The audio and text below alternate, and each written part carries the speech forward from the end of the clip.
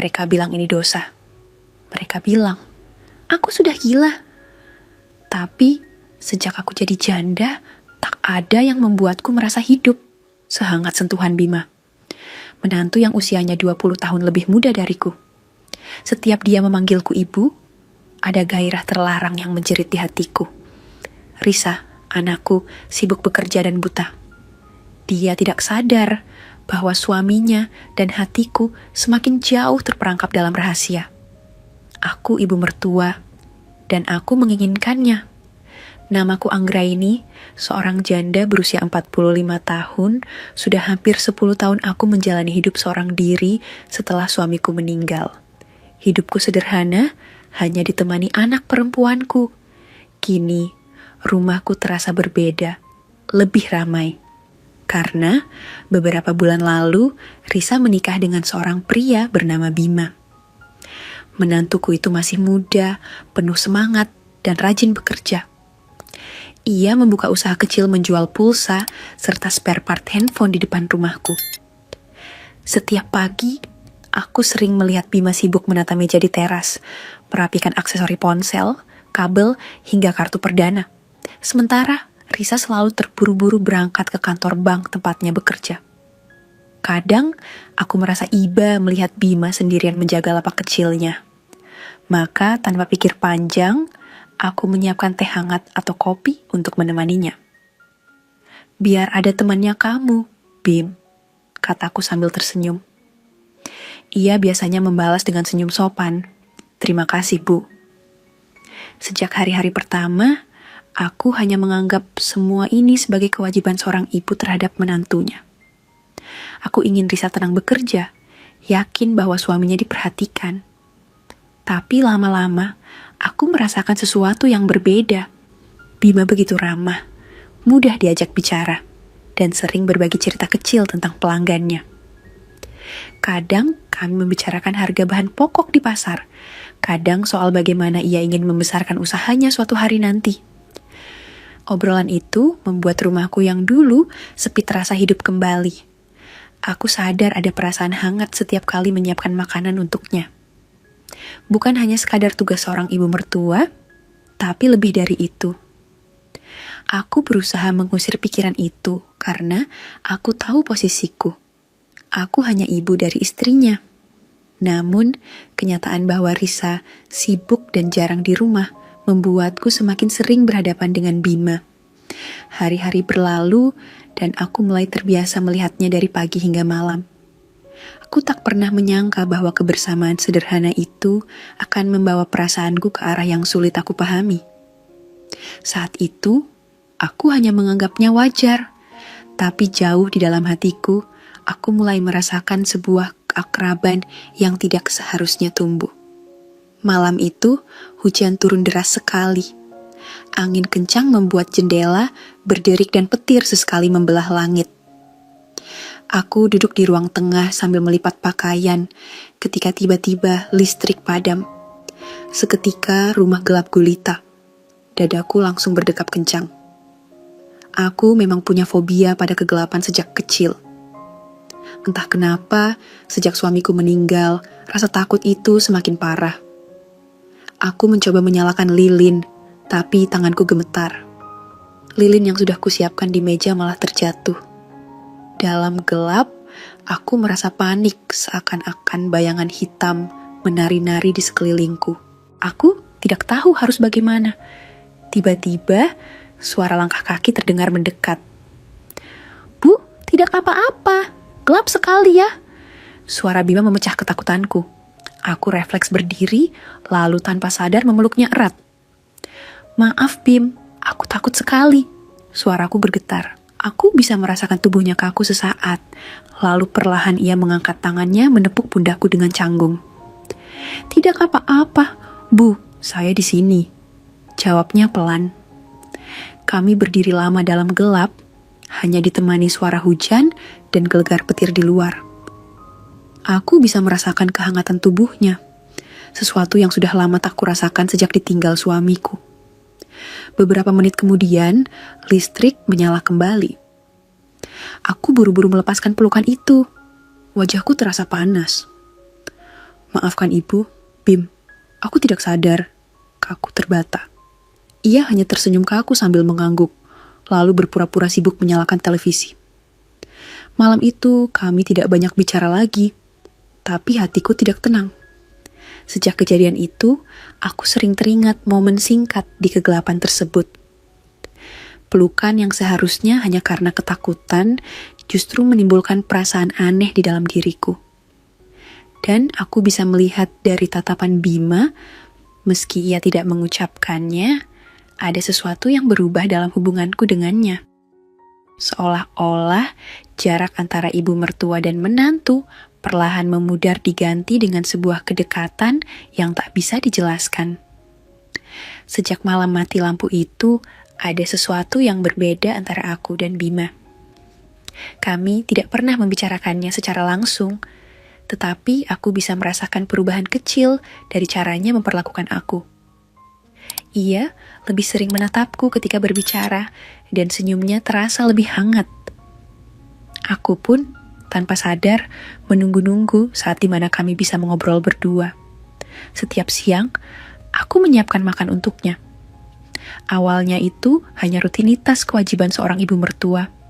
Tapi sekarang, setiap kali ia memuji masakanku, hatiku seperti bergetar. Masakan ibu memang enak, jadi saya betah di rumah terus, katanya suatu kali sambil tersenyum. Aku tertawa kecil, mencoba menyembunyikan perasaan aneh yang muncul. Ah, kamu saja yang terlalu baik, Bim. Risa, anakku, semakin sibuk di kantor. Pulangnya selalu malam, kadang membawa pekerjaan ke rumah, lalu langsung masuk ke kamar. Aku mengerti pekerjaannya berat, namun tanpa ia sadari, kesibukannya itu membuatku dan Bima punya lebih banyak waktu bersama. Kadang, kami duduk di teras sore hari, hanya memandangi jalan sambil ngobrol ringan. Kadang, ia bercerita tentang mimpinya punya toko spare part yang lebih besar, dan aku memberi semangat seperti seorang ibu. Tapi, jauh di dalam hati, aku tahu aku menikmatinya lebih dari sekadar peran ibu mertua. Aku mulai merasa bersalah pada Risa, namun perasaan itu bercampur dengan hangatnya perhatian Bima. Setiap kali ia membantu membawakan belanjaanku dari pasar atau memperbaiki pintu dapur yang rusak, aku merasa ada sosok laki-laki yang selama ini hilang dari hidupku. Aku tidak tahu harus menolak atau menerimanya. Aku hanya membiarkan semua mengalir. Hari-hari terasa aneh. Aku tidak berani menatap Bima terlalu lama. Takut ia bisa membaca isi hatiku. Namun aku juga tidak bisa menolak rasa nyaman saat bersamanya. Hubungan kami masih dalam batas wajar. Tapi aku bisa merasakan ada sesuatu yang tumbuh di antara kami. Sesuatu yang seharusnya tidak boleh ada.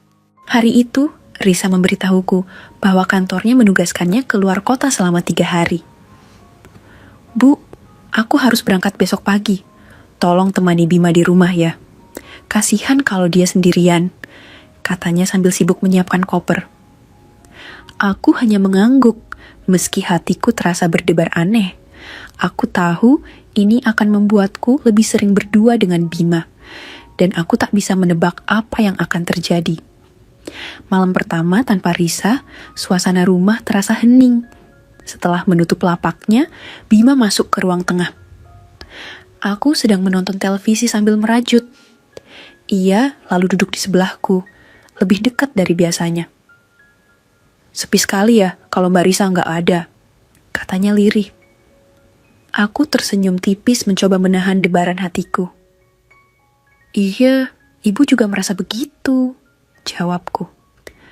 Kami pun mengobrol lama, dari hal kecil sampai hal-hal pribadi yang jarang kubicarakan dengan orang lain. Di tengah obrolan, aku merasa ada keterbukaan yang belum pernah kami miliki sebelumnya. Ia bercerita tentang masa kecilnya, tentang perjuangannya kuliah sambil bekerja. Aku pun, tanpa sadar, bercerita tentang kesepianku sejak suamiku meninggal. Bima mendengarkan dengan tatapan penuh perhatian, sesuatu yang bahkan jarang kulihat dari anakku sendiri. Tatapan itu membuatku merasa dihargai, didengarkan, dan diinginkan. Malam semakin larut. Hujan turun lagi di luar. Aku ingin tidur, tapi rasanya enggan beranjak. Ketika aku berdiri hendak masuk kamar, Bima sempat menahan tanganku. "Sebentar, Bu. Terima kasih sudah selalu ada. Saya merasa seperti punya rumah yang benar-benar hangat," katanya. Sentuhan tangannya membuat tubuhku merinding, bukan karena takut, tapi karena rasa yang sulit kujelaskan. Aku buru-buru menarik tanganku dan tersenyum kaku. "Ibu sudah terbiasa sendirian, Bim. Jadi sekarang, ya senang ada kamu di rumah." Malam itu, aku tidak bisa tidur nyenyak. Bayangan Bima terus muncul dalam benakku. Aku tahu aku sudah melangkah terlalu jauh dalam hati, meski belum ada yang benar-benar terjadi. Tapi, aku juga tahu hari tanpa Risa akan menjadi ujian berat bagiku, dan mungkin juga bagi Bima. Malam kedua, tanpa Risa terasa lebih berat bagiku. Seharian, aku mencoba menyibukkan diri, memasak lebih banyak, membersihkan rumah, bahkan menata ulang pot bunga di halaman. Namun tetap saja pikiranku sering melayang ke arah Bima. Ia sibuk berjualan di depan rumah, tapi setiap kali aku keluar membawa air minum atau makanan kecil, tatapan matanya seolah berbicara sesuatu yang tak terucapkan. Hujan turun lagi malam itu, lebih deras dari malam sebelumnya. Angin membuat genteng berderak. Suara petir menyambar-nyambar. Aku duduk di ruang tengah dengan selimut menutupi tubuh, mencoba menenangkan diri. Bima masuk setelah menutup lapaknya, lalu tanpa banyak bicara, ia duduk di sampingku. Jarak kami begitu dekat hingga aku bisa merasakan hangat tubuhnya. "Apa ibu tidak takut?" tanyanya sambil melirik ke arahku. Aku tersenyum tipis meski dalam hati gemetar. Sejak dulu ibu memang takut gelap dan suara petir. Kalau ada almarhum dulu, rasanya aman. Tapi sekarang, kalimatku terhenti begitu saja. Bima menatapku lama, lalu dengan suara pelan ia berkata, "Kalau ibu takut, saya temani." Entah bagaimana, malam itu aku tidak bisa menolak kedekatannya. Kami duduk berdua dalam diam, hanya suara hujan yang menemani. Aku merasakan lengannya menyentuh lenganku, dan bukannya menjauh, aku malah membiarkan. Rasanya hangat, nyaman, dan begitu menenangkan. Saat petir kembali menyambar, aku spontan menyandarkan kepalaku di pundaknya. Ia terdiam, namun aku bisa merasakan tubuhnya mendegang sesaat sebelum akhirnya rileks. Kami tidak berbicara banyak malam itu, hanya duduk bersebelahan, saling diam. Namun hati kami berteriak kencang. Aku tahu batas yang tak seharusnya mulai terlewati, tapi di sisi lain, aku tidak pernah merasa begitu tenang sejak lama. Malam itu aku tidur lebih nyenyak. Bukan di kamar, melainkan tertidur dengan kepala masih bersandar di bahu Bima.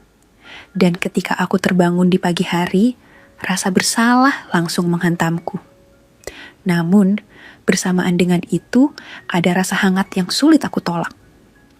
Sejak malam itu, aku merasa ada yang berubah di dalam diriku. Pagi harinya, aku mencoba berperilaku biasa, menyiapkan sarapan seperti biasa, menyapa Bima dengan senyum, seolah tidak terjadi apa-apa. Namun dalam hati, aku diliputi rasa bersalah. Setiap kali menatap wajahnya, aku teringat bagaimana kepalaku bersandar di bahunya. Itu bukan hal sepele, dan aku tahu aku tidak seharusnya melakukannya. Bima pun terlihat canggung. Biasanya, ia akan banyak bercerita ketika sarapan, tetapi pagi itu ia hanya menunduk sesekali menghela napas. "Bu, maaf kalau semalam," ucapnya pelan, tidak melanjutkan. Aku cepat-cepat memotong. "Tidak apa-apa, Bim. Anggap saja ibu memang penakut, dan kamu hanya menemani. Jangan dipikirkan." Aku mencoba menenangkan suasana, meski dalam hati kata-kataku sendiri terdengar kosong. Namun bukannya menjauh, justru setelah itu kami semakin sering terjebak dalam keakraban kecil. Ia masih sering duduk bersamaku di teras sore hari. Ia masih menemaniku ke pasar kalau aku ingin berbelanja. Bahkan, kadang ia sengaja pulang lebih cepat dari lapaknya, hanya untuk membantu memperbaiki perabot rumah. Semua itu membuatku makin sulit membedakan apakah ini murni perhatian seorang menantu atau ada sesuatu yang lain. Di malam hari, ketika Risa menelepon dari luar kota, aku berusaha terdengar wajar. Dia sehat-sehat saja, Bim. Dia rajin berjualan. Kamu jangan khawatir, kataku sambil menahan suara gemetar. Aku merasa seperti berbohong, meski sebenarnya tidak ada yang benar-benar terjadi secara fisik. Namun, yang terjadi di hati itu tidak bisa aku mungkiri. Aku takut Risa menyadarinya suatu hari nanti. Aku mulai sering berdoa, meminta Tuhan menjauhkan perasaan aneh ini. Tapi, semakin aku berusaha menolak, semakin aku merindukan perhatian Bima. Di dalam batinku ada pertempuran besar antara akal sehat yang berkata, ini salah, dan hatiku yang sudah lama haus kasih sayang. Aku tahu, cepat atau lambat, sesuatu harus diputuskan sebelum semuanya terlambat. Hari terakhir, Risa berada di luar kota, terasa paling berat. Aku berusaha menyibukkan diri sejak pagi, tapi pikiranku terus melayang ke arah Bima. Aku tahu ia pun merasakan hal yang sama, karena sejak pagi ia lebih sering berada di dalam rumah, bukannya sibuk di lapak depan seperti biasanya. Kami seperti sengaja menghindari, tapi justru akhirnya bertemu di ruang tengah menjelang malam. Aku sedang melipat pakaian ketika Bima masuk membawa segelas teh hangat untukku. Ibu capek ya? Ini saya buatkan teh, katanya. Aku kaget sekaligus terharu. Terima kasih, Bim. Harusnya ibu yang menyiapkan untukmu, jawabku sambil tersenyum, namun tatapannya membuatku tak bisa berpaling. Ada sesuatu dalam matanya, hangat, lembut, dan membuatku lemah. Kami duduk berhadapan, suasana hening. Suara hujan lagi-lagi menjadi latar. Saat itulah ia berkata dengan suara nyaris berbisik. Bu, apa yang kita lakukan ini salah ya? Pertanyaan itu menusuk jantungku. Aku menunduk, menahan air mata yang tiba-tiba ingin keluar. Iya Bim, ini salah. Aku ini ibumu, kamu suaminya Risa. Kita tidak boleh begini, jawab lirih. Namun setelah kata-kata itu terucap, kami justru semakin sadar betapa sulitnya melepaskan. Aku melihat tangannya terulur, seolah ingin menggenggam tanganku. Tapi, ia menariknya kembali. Aku pun hanya bisa menahan napas. Tubuhku bergetar menahan keinginan yang tak seharusnya ada. Aku tidak tahu kenapa setiap dekat dengan ibu, saya merasa tenang sekali. Ucapnya lagi, kali ini dengan mata berkaca-kaca. Malam itu, aku tidak bisa tidur.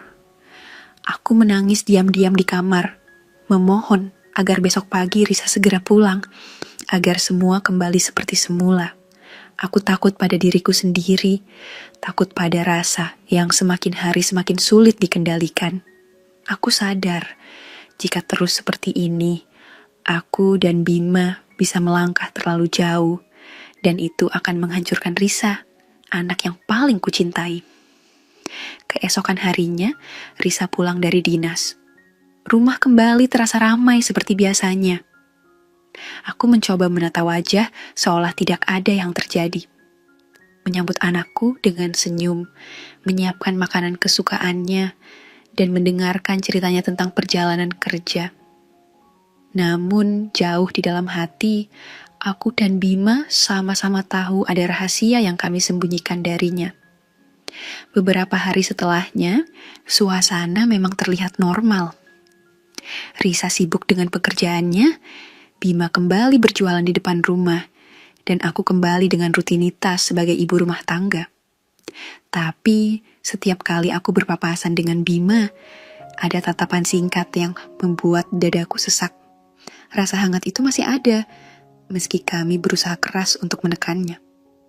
Suatu malam, setelah Risa tertidur, aku memberanikan diri berbicara pada Bima di teras.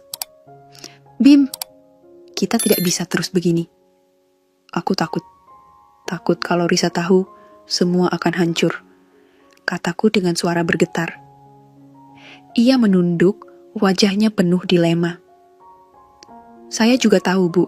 Saya berusaha menjauh, tapi setiap kali melihat ibu, saya merasa berbeda. Tapi saya juga tidak mau menyakiti Risa. Air mataku jatuh tanpa bisa aku tahan. Kita harus memilih, Bim. Lebih baik kamu pindah rumah. Cari kontrakan sendiri dengan Risa. Kalau terus tinggal di sini, aku takut kita tidak bisa menjaga diri. Ucapku dengan tegas, meski hatiku hancur. Bima terdiam lama, lalu akhirnya mengangguk. Kalau itu yang terbaik, saya akan lakukan. Saya tidak mau merusak keluarga ini. Malam itu, aku kembali ke kamar dengan dada terasa kosong. Rasanya seperti kehilangan sesuatu yang baru saja hadir dalam hidupku. Namun, di balik kesedihan itu, ada sedikit kelegaan. Aku tahu keputusan ini adalah satu-satunya jalan agar aku tidak kehilangan anakku sendiri. Mungkin aku harus kembali menjadi wanita sepi seperti dulu. Tapi setidaknya aku tidak akan menyesal telah menyelamatkan rumah tangga Risa. Beberapa minggu kemudian, rencana pindahan itu benar-benar terlaksana. Risa terlihat begitu bahagia saat ia dan Bima menemukan rumah kontrakan kecil tidak jauh dari tempat kerjanya. Bu, nanti ibu sering main ya, biar nggak kesepian di rumah, katanya riang sambil menggenggam tanganku. Aku tersenyum, berusaha menutupi gemuruh dalam dada. Tentu saja, Nak.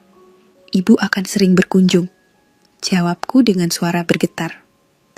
Hari pindahan itu bagiku seperti sebuah mimpi buruk sekaligus kelegaan. Aku membantu membungkus barang-barang mereka dari pakaian hingga peralatan dapur. Bima sesekali menatapku. Tatapannya penuh makna yang tak bisa diucapkan dengan kata-kata. Aku hanya bisa membalas dengan senyum tipis, seolah berkata, kita tahu apa yang pernah ada, dan kita sama-sama memilih mengakhirinya di sini. Saat mobil kecil mengangkut barang-barang terakhir, aku berdiri di depan rumah melihat mereka berdua pergi. Risa melambaikan tangan penuh semangat, sementara Bima menunduk sebentar sebelum akhirnya ikut tersenyum pada istrinya. Dadaku terasa sesak. Aku tahu, mulai hari itu aku akan kembali sendiri.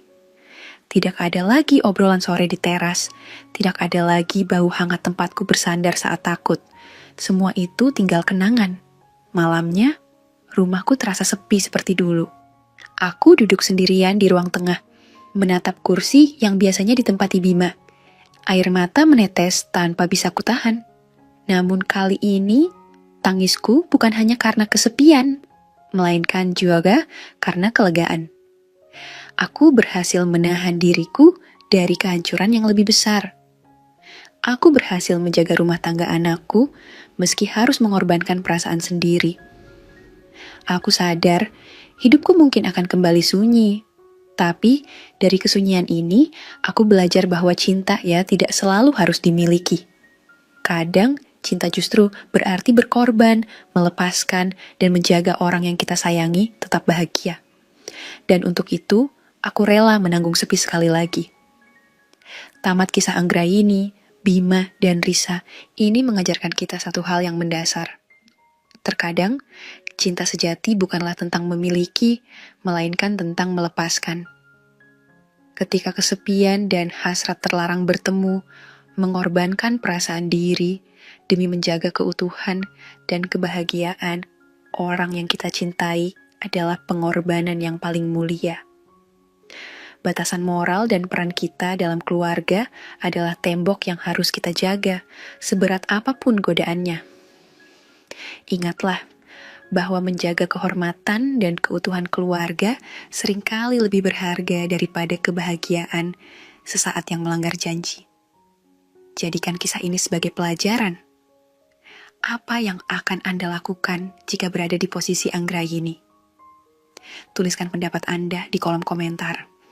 Jangan lupa untuk menekan tombol like, komen, dan subscribe channel Romansa Nyata agar Anda tidak ketinggalan kisah-kisah penuh makna, dilema, dan kontroversi lainnya. Sampai jumpa di kisah berikutnya.